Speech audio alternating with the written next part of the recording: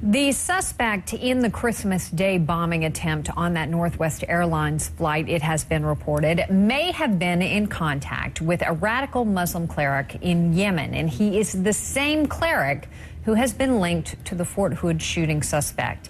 Anwar al-Awlaki is a U.S.-born imam now living in Yemen, and it's believed he is radicalizing many of the Muslims we've talked about. Joining us now is CNN correspondent Mohammed Jamjoon in Dubai and terrorism analyst Paul Cruikshank, who is in London for us tonight. Paul, I know you've been talking with your sources about the ties between the suspect, this radical cleric. What can you tell us? Well, there does seem to be a potential link between Anwar al-Awlaki, this U.S. cleric now based in Yemen, and Matalab, the Detroit bomber.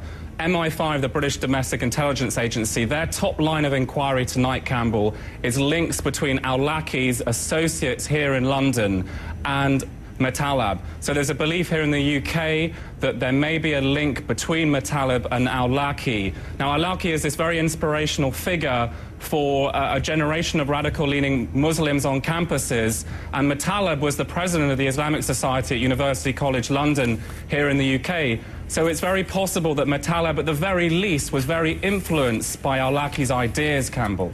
And Mohammed, let me go to you on this, because al-Awlaki's influence has been compared to Osama bin Laden's. And he's inspired a number of terrorist attacks. Why?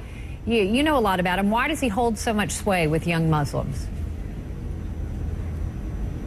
Well, Campbell, the reason for those comparisons seems to be mostly because of surprisingly style. A lot of his followers say this is somebody who's soft-spoken. This is somebody who seems friendly a lot of the time when he's preaching, even this radical sort of hatred. And they say that's like what bin Laden was like early on. Now, also what's interesting about al-Awlaki is he's embraced social media. This is somebody who was blogging from Yemen when he moved back there in 2002. This is somebody who has a lot of DVDs out on the market that are still being sold to this day. A very popular figure in that regard. Also, he has a Facebook page. He has over 5,000 friends. So because of that, because he's so media savvy, because he's so web savvy, because he's embraced all these new technologies, and because he's seen as so gentle in his approach, even though at times he can be just as firebrand as bin Laden in his approach, people say he's like him. He's become a very, very popular figure and very respected among these new generation of radicals. Wow. Paul, the Yemeni government has targeted him. I mean, last week in an airstrike.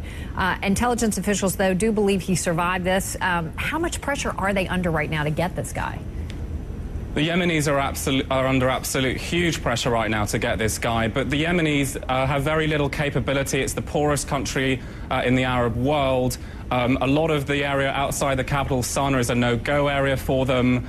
They need the cooperation of the tribes when they're launching strikes. And all the tribes think that people like Anwar al-Awlaki are mujahideen. They don't want the Yemeni government to go and strike them.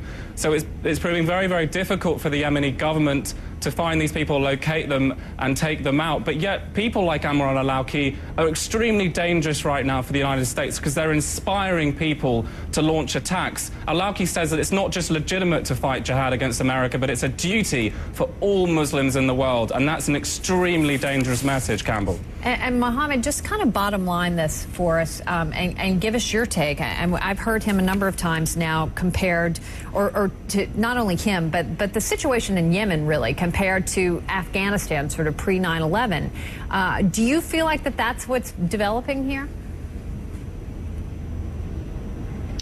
It looks as though it's developing that way. I mean, Yemen right now is a real hub for militancy because it is such a dangerous country, because the borders are so porous, and because fighters and militants have been coming there for so many years. Yemen is under increased pressure to try to do anything about this problem. But perhaps it's gone on too long. Right now, the Americans are saying that they might join in with the Yemenis in order to plan some retaliatory strikes. Yemen's government is saying they're going to go full bore against al-Qaeda. They're going to continue with their air raids. But the fact is, Yemen's government has been trying to go against al-Qaeda for a while now. They've been asking for help for a while now. They've been receiving help. They haven't really been able to do much. Al-Qaeda there is very resurgent. It's very powerful. There are a lot of pockets in a lot of places. And Yemen's government is dealing not just with al-Qaeda. They're dealing with a separatist movement in the south, and they're dealing with a Shiite rebellion in the north. Taken all together, those are a lot of problems, and that's what's causing a lot of analysts to say Yemen right now is in danger of really being a failed state and not being able to keep its problems under control. Because of that, it's a real danger not only to the region, but to the U.S. as well. Campbell? Mohammed Jamjoon joining us tonight from Dubai, and Paul Cruikshank, who has been with us as well. Thank you both for staying up so late. I appreciate it. Stay with us. Our senior international correspondent, Nick Robertson, has also been looking into the cleric that we were talking about a few minutes ago. He's continuing our in-depth look at what he's preaching, why he has such a big and potentially dangerous following. That when we come back.